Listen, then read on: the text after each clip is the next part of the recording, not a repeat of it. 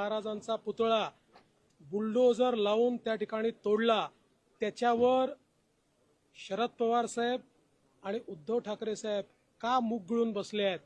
कर्नाटकमध्ये ज्या प्रकारे काँग्रेसच्या प्रदेशाध्यक्षांनी छत्रपती शिवाजी महाराजांचा पुतळा हटवला त्याबद्दल ते एक शब्दही का बोलत नाही?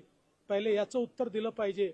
इतके वर्ष आम्हाला काँग्रेसने इतिहासात शिकवलं की शिवाजी महाराजांनी सुरत लुटली।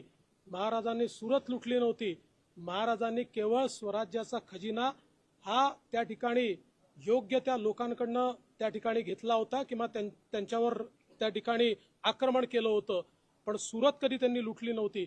पण हा इतिहास जणू काही महाराज त्या ठिकाणी लूट करायला सामान्य माणसाची गेले होते, अशा प्रकारचा इतिहास आम्हाला इतके वर्ष ज्या काँग्रेसने शिकवला त्याला माफी मागायला सांगणार आहात की केवळ खुर्ची करता त्यांचा मिंधे पण स्वीकारणार आहात हे सांगितलं।